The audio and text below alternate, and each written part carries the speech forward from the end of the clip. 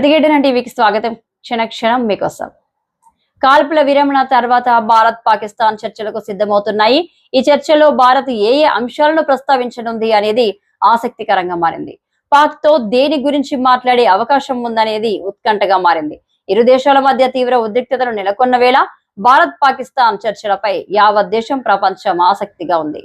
ఈ క్రమంలో భారత్ తన వైఖరిని తేల్చి చెప్పింది. కేవలం 2 అంశాలపై మాత్రమే పాక్ తో మాట్లాడతామని స్పష్టం చేసింది. అందులో ఒకటి పాక్ ఆక్రమిత కాశ్మీర్ అప్పగింత, మరొకటి ఉగ్రవాదుల అప్పగింత. ఈ 2 తప్ప పాకిస్తాన్ తో మాట్లాడడానికి మరేమీ లేవని భారత్ తేల్చి చెప్పింది. ఇదే విషయాన్ని అగ్రరాజ్యం అమెరికా కూడా చెప్పింది. ఇండియా కాశ్మీర్ విషయంలో మాకు చాలా స్పష్టమైన వైఖరి ఉంది. పాకిస్తాన్ ఆక్రమిత కాశ్మీర్ తిరిగి రావడం అనేది ఒక్కటి మిగిలి ఉంది. ఇంకేమీ మాట్లాడడానికి లేదు. ఉగ్రవాదులను అప్పగించడం గురించి వారు మాట్లాడితే మనం మాట్లాడుకోవచ్చు. మాకు వేరే ఏ అంశం ఉద్దేశం లేదు అని ప్రభుత్వ వర్గాలు తెలిపాయి.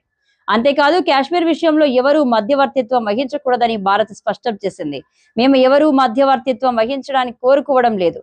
మాకు ఎవరూ మధ్యవర్తిత్వం వహించాల్సిన అవసరం లేదు అని పరోక్షంగా అమెరికాకు తెలియజేసింది భారత్.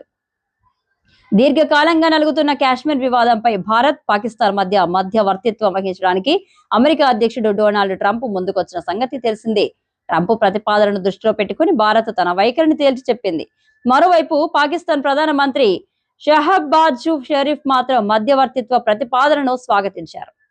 ఇలా చేయడానికి సంసిద్ధత వ్యక్తం చేసినందుకు అమెరికా అధ్యక్షుడు డొనాల్డ్ ట్రంప్ కు ధన్యవాదాలు కూడా తెలిపారు.